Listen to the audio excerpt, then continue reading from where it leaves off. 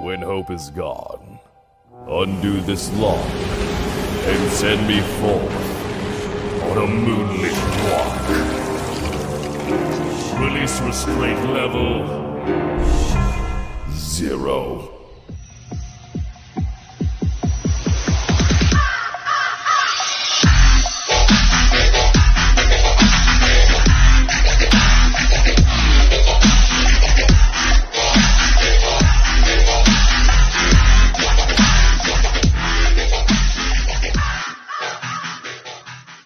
Hey kids, wanna see a dead body? Hi guys, this is the Void of the Ravenclaw. Welcome back to another fanfiction story. If you like this type of content, smash the like button and subscribe for future videos and updates that I do post on my community tab frequently. If you want to get access to my fanfiction episodes a day early, before I upload them on my YouTube channel, please check out my Discord. Now, this is the arrival of Brightburn. Part 3. Brightburn's taunt towards Bane worked like a charm.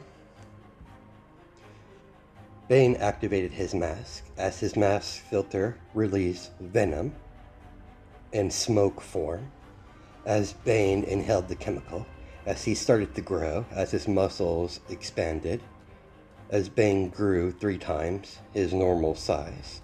Bane has always been big to begin with, but he's clearly towering over Brightburn, who's only still a teenager when it comes to his physical age. His body is only 16 years old, while his mind is much more older. Bane threw a punch. Brightburn dodged out of the way as the humongous fist made contact with the ground, cracking the cement. Brightburn capitalized on his initial attack and proceed to head-butt Bane in the face as he landed a follow-up with a powerful uppercut, making Bane become slightly airborne as he slammed his back onto the hard cement floor of the docking area of the factory. Brightburn rushed forward when he noticed Bane was getting up, so he threw a kick. Bane saw it coming and grabbed his foot. As Bane slammed Deku into the ground hard, cracking the cement when he made contact. Then he slightly gripped a firmer grip on his ankle and threw him out of the docking door as Brightburn was tossed into a parked car that was on the side of the road. Brightburn easily got up and dust some of the dust and glass off of his shoulder from hitting that parked car that's clearly indented by the force he was thrown into it. Bane wasn't too far behind as he caught up with Brightburn in the middle of the street, getting ready to continue their battle. "You're dead, boy. You have any idea what the Syndicate will do to you if you somehow defeated me here? Clearly, you don't know what you're getting into." "I know exactly what I'm getting into. I'm not attacking you in the Syndicate out of some financial benefit. I could care less about money and status. This is unadulterated, a declaration of war. Are you mad, boy? Possibly, but it doesn't really change the facts that the Syndicate started this war. That's why I'm officially declaring war on them. And I'm going to use you as the perfect example. Now shut up and fight." For once, I agree. Bane's eyes widened slightly, as brightburn moved so fast he couldn't even keep up. He was moving so fast that the naked human eye couldn't keep track of him. Then suddenly Bane felt a sharp pain in his stomach. As he looks down towards his stomach, as he sees Brightburn's fist has dug into his stomach in a right hook. As Bane was sent flying, smashing into a brick wall, as the brick wall begins to form cracks, forming spiderweb cracks underneath him or behind his back. Bane wasn't expecting that sort of strength. Yes, the kid punched hard in the beginning of the battle, but his opponent never used such superior strength till this point before. So you do have some power. This is going to be fun. What is your name? I'll humor you. Name's Brightburn. Brightburn. Now I know what to write on your tombstone. I was about to say the same thing, as they both rushed towards each other. Brightburn blocked the initial right swing with his forearm, then he immediately ducked under a left swing from Bane. Brightburn immediately kicked out using his right foot after he dodged the left swing, only for Bane to dodge out of the way. Brightburn was quite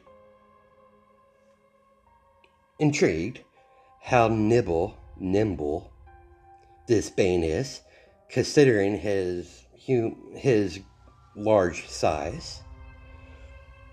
Bane and Brightburn got some distance and began to walk towards each other in a circle without breaking eye contact. Bane tightened his fists, while Brightburn's eyes began to glow slightly brighter, a bright green color. I got to admit, Brightburn, you're good. You're real good.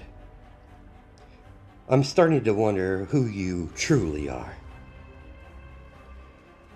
I've gone by many names in the past. Those names are no longer matters. All you need to know is I'm going to break the status quo. It's not like I haven't done it before, and I'll do it again. Brightburn rushed towards Bane. Bane threw another punch. Brightburn ducked under that punch, right under the right hook punch, then slammed a palm strike in the middle of his chest. The moment his palm made contact, he released a burst of psychic energy, blasting Bane even further away. Bane was sent flying backwards, hitting the street lamps, mailboxes, and smashing into several cars. When Bane finally stopped moving, he slammed into a trailer of a diesel truck. As he was indented into the trailer, as Brightburn slowly walked towards Bane, Bane unlodged himself from the metal trailer and got to his feet as he cracked his neck a little bit and popped his right shoulder back into place with a snap. Then Bane began to roll his right shoulder repeatedly to make sure his right arm is fully operational after getting a few kinks out of his right shoulder, making sure his right shoulder and right arm is in working order. Brightburn has many ways he could definitely defeat Bane, but this is his real first battle in this dimension. He's using Bane as a test subject to test his abilities, to see where he can improve. He could easily defeat Bane or straight out kill him, He's still determined if he wants to kill Bane or not. Brightburn is going to use him as an example, but that doesn't necessarily mean that he has to kill him to deliver that message. He has no doubt in his mind if he doesn't kill Bane, the Syndicate will for his failure. The Crime Syndicate of America doesn't seem to be the type of organization to forgive failure without punishment. But does he care? No, not in the slightest. He's already come to terms that he's no longer human. He had to throw a lot of his old morals out of the window. That doesn't mean he's going to go around killing people, just like some sort of pure evil. Brightburn is not evil, nor is he a Boy Scout. He just likes to do whatever he wants, and if someone gets in his way, then he'll permanently remove them. He doesn't care what method he has to use. He's always been a survivor. This new change of circumstances is no different. With his resolve hardened, a ice scythe came into existence in Brightburn's right hand. Without saying a single word, he rushed towards Bane and slamming his fists into the side of his face and slashing Bane across his chest with his ice scythe. Bane managed to jump backwards, but he wasn't fast enough, so he did receive a shallow slash mark across his chest. Bane touched the large, shallow cut with his finger, seeing his own blood. He looked towards his opponent, realizing this fight had got a lot more serious. Are you one of Doctor's cold allies? Never met the good old Doctor. After I'm done with you, I might pay him a little visit. Sorry to disappoint you, boy, but you're never going to get that little meeting. I'm going to kill you here and now, because if I don't, I'm dead already. This is no longer about paying you back for killing my men and destroying my property. This is about survival. That it is, Bane. That it is. Come at me with the intent to kill, because if you don't, I might actually kill you. Show me your drive to survive. Brightburn waved his left arm in the direction of Bane, instantly creating ice shards. Once the ice weapons were fully created, the ice shards shot towards Bane with increasing speed, surprising the older man. The sharp ice shards were moving fast, but not fast enough for him to be unable to dodge. He managed to dodge a few of them. Bane grabbed one of the ice shards that actually managed to hit him as he pulled it out of his right side of his stomach. As the ice shard was covered with his own blood, as the weapon was dropped to the floor, Bane picked up a nearby parked car and began to toss them at Brightburn. The first car that came flying towards Brightburn, he backhanded out of the way. As the car hit the side of the building, as another one came flying towards him, Brightburn knocked that one out of the way as well, using the other back of his hand, knocking that way out of the way as well. As another one came at him, not too close, but not too far, so he shot it with his green heat vision, surprising Bane by his action. Holy crap, you're like him, like Ultraman. You're a goddamn Kryptonian. Brightburn used his telekinesis to pull Bane towards him, as he slammed his right fist into his face, then landed a spin kick, followed up with a palm thrust uppercut Then Brightburn appeared right above him and slammed both of his feet into his stomach, forcing Bane to hit the street hard, cracking the very large street. A spider web cracks begin to form underneath him. As Brightburn stepped off of Bane, Brightburn lifted him up using his telekinesis. You see, big guy, I'm no Kryptonian. Similar, but not the same race. I decided I won't kill you. I need you to be alive to deliver my message to your master, Owlman. Tell him I'm coming for him. Tell him I'm going to disrupt every single operation he has in Gotham. Tell him I'm not going to hurt him physically. Hell, I'm not even going to hurt him mentally. I'm going to hurt him financially. I'm going to take everything away from him. And when I strip Owlman of everything that makes him him, then he has my permission to die.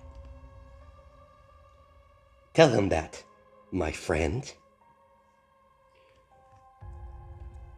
With a simple hand thrust, with his palm extended towards Bane without touching him, Bane was sent flying into the wall as ice daggers were created and plunged into his hands and his feet, pinning him to a wall like he was crucified. With his arms extended outwards on both sides, Brightburn ripped off his mask. Well, not yet. I jumped up a little ahead of a time. Forget that. Let's continue. Brightburn ripped off his shirt and began to burn out his house crest using his heat vision, carving the symbol of his house. As Bane starts to scream out in pain, as Brightburn carves this in the middle of his chest, like he's branding him. After he was done with his work, Brightburn ripped off his mask and tossed it to the side. So it didn't take long for the venom to start to wear off, as Bane's size began to decrease to his original size, keeping him powerless to break free of his ice daggers. They're extremely durable, and for some reason, his cryokinesis doesn't melt normally. It would have to be exposed to a very high temperature of heat for his ice to even melt. Brightburn turned around as his ice scythe crumbled into ice particles, blowing into the wind as Brightburn flew off, leaving Bane defeated, branded, crucified on the wall. Brightburn continued on his way as he's trying to find a possible ally, Dr. Cold, Earth 3 version of Mr. Freeze. So there's no confusion between Dr. Cold and Captain Cold.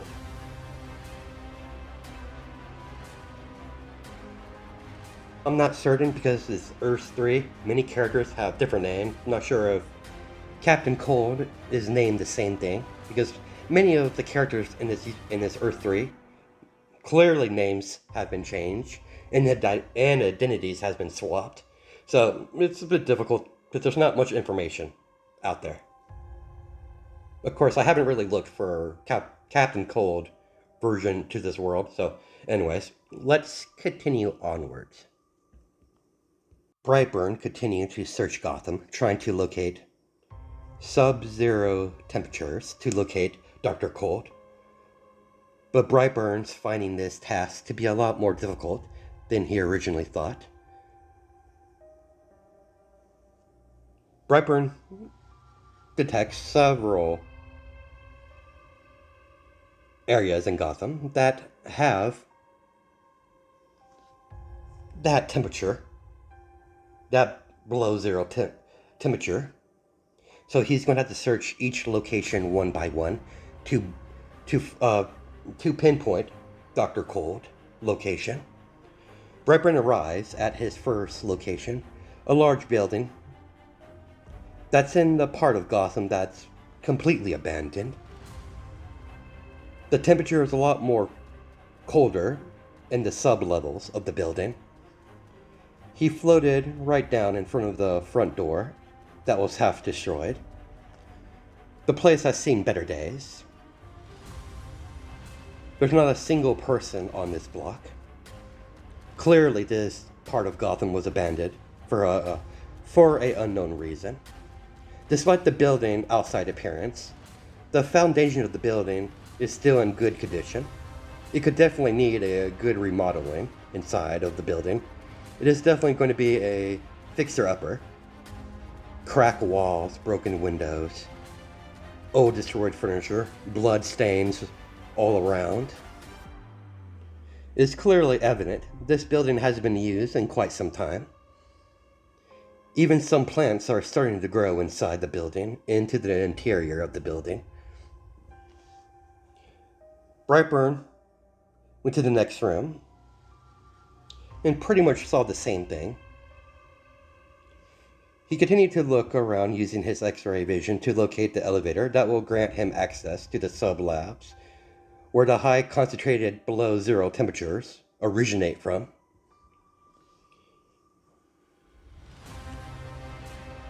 As we go back to Bane, where Brightburn left him, pinned to the wall, with daggers in his hands and feet, branded his symbol onto his chest, completely humiliated and embarrassed.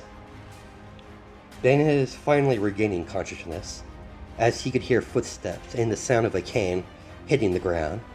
As the footsteps started to get closer and the sounds started to get louder, as he could hear the sounds of the cane echoing through the thick fog, as Earth 3 Alfred, better known as the Outsider, walked through the fog, approaching Bane. With a single slam of his cane in the ground right in front of him as it echoes. The Master is not going to be happy. Look at yourself. Beaten, battered, branded. Like some sort of barn animal.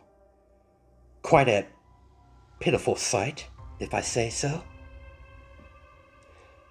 As Alfred rip out the ice daggers out of his hands and feet, as he marvels at the craftsmanship of the ice weapon in his hand.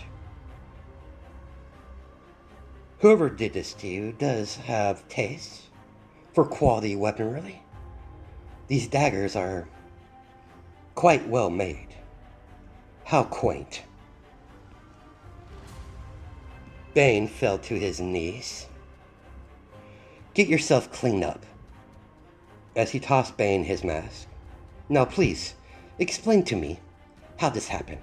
How you were beaten, battered, branded like some sort of misbehaved child. We were attacked. Clearly. Continue. Depending on your answer, it's depending what type of punishment you will be receiving for this farce of a failure of yours. You're a musclehead who can't even do his fucking job. It wasn't my fault. As the Outsider slapped him across the face with his cane. Did I ask you for your excuses? No, sir. That's a good lad. Now, please, continue. He came out of nowhere, attacked and killed my men, destroyed our equipment, delaying our shipments. Then he outright attacked me. May I ask, how? Why was the reason why you lost? He had powers, so does many others. You're not giving me a reason to keep you alive, Bane. If anything, you're giving me a reason to end you here and now. But I am interested in what you say. But I'm interested in what you have to say. What sort of powers this mysterious attacker seems to have?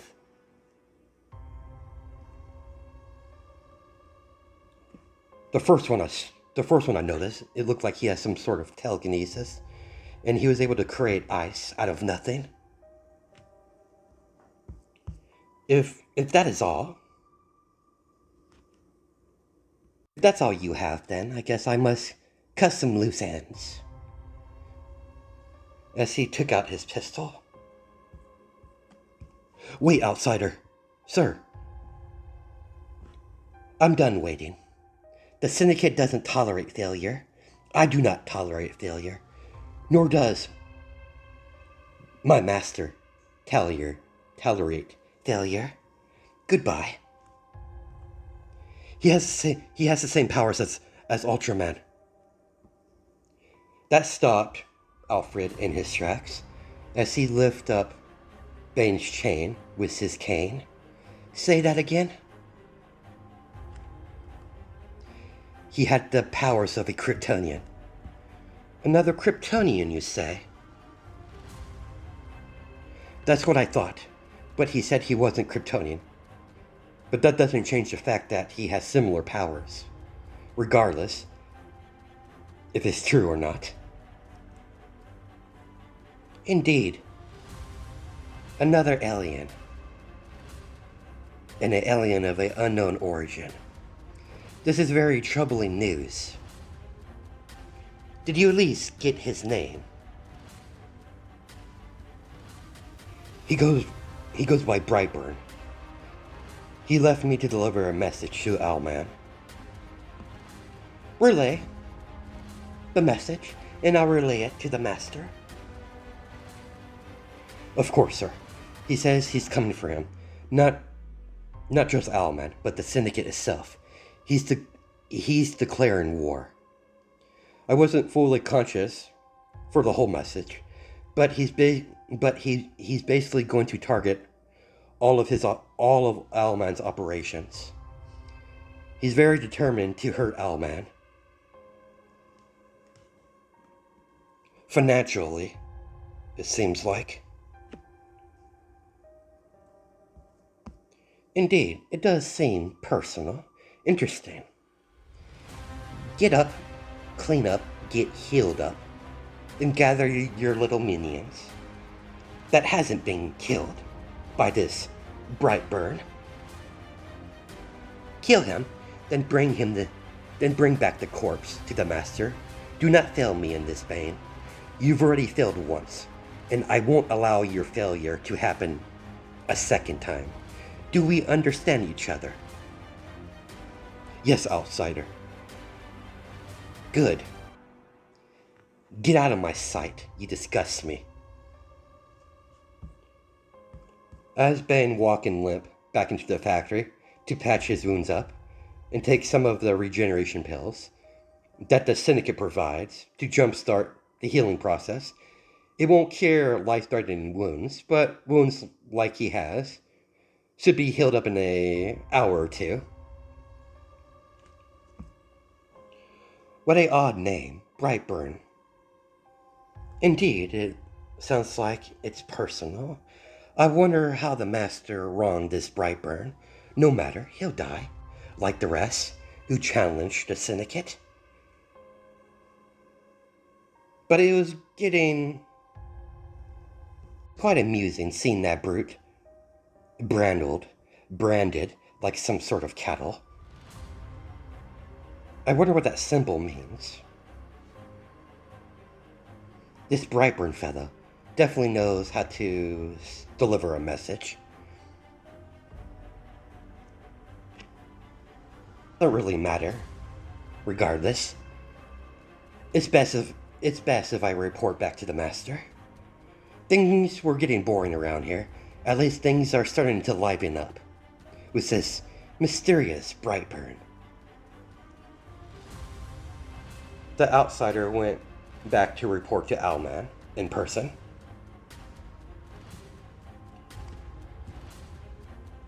As we cut back to Brightburn, as he finally found the elevator and opened the elevator door, as he pushed the elevator button, as the elevator begins to descend downwards to the sub-levels.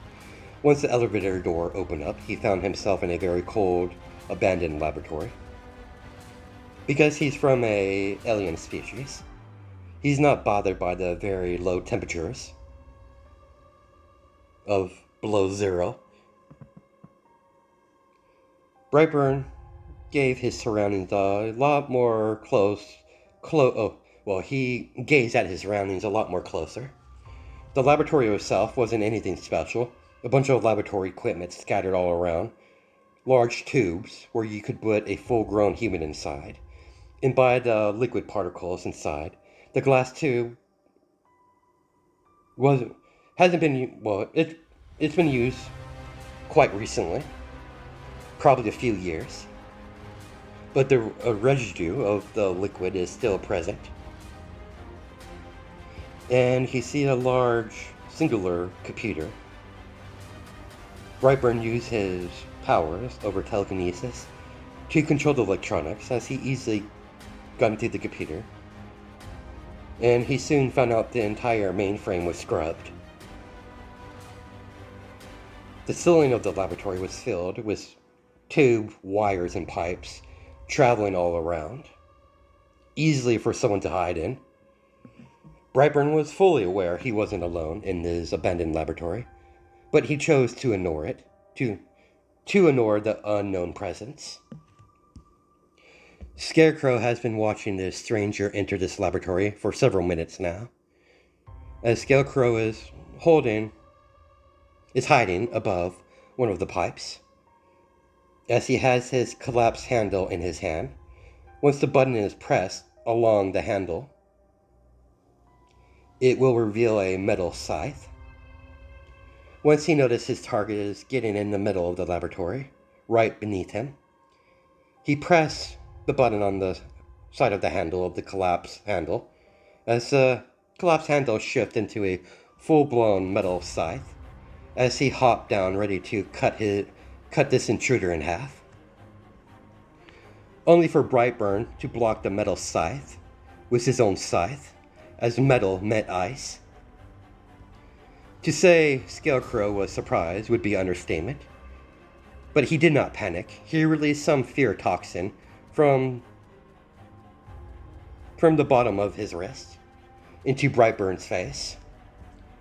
Unknown to Scarecrow, the face guard mask that's over the bottom part of his face prevents any fear toxin from entering his system. After all, this safeguard mask could be used as a gas mask. He could even breathe in outer space for a time if he ran out of breath. He can't outright breathe in space. He probably could, hold his breath like Superman, so that's one of his limits when it comes to breathing in outer space. Brightburn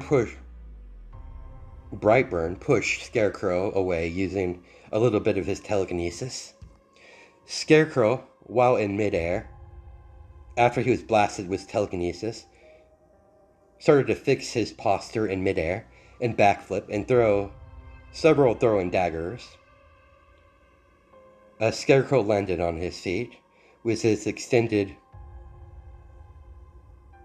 scythe in his hand. Brightburn easily caught the flying daggers in his one hand, as 4 daggers was caught between his fingers, as he casually threw them back, using average strength and speed. Using average strength. Because of that, the daggers were going average speed, only for Scarecrow to easily reflect them with his metal scythe. Scarecrow only need to cut him, allowing his toxin to enter his bloodstream. He's always coated his weapons with his fear toxin, like a poison, but unfortunately for Scarecrow, he's unaware that Brightburn can't be cut the can't be cut with the normal methods. As Scarecrow and Brightburn, their scythe ready to attack as they begin to circle around each other in the middle of the cold laboratory, as cold steam is concealing from their knees downwards, leaving the floor of the laboratory completely concealed in the cold smoke or steam of the laboratory, as they both rush towards each other like they got a silent command to engage in combat, as the ice scythe and metal scythe swing in the air as both weapons collide with each other.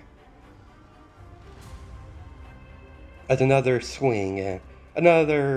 scythe swings as their blades collided once again. As they continue their deadly dance of death, waiting for the slightest opening to land a solid hit. That's where we're going to stop it. Catch you guys in the next video.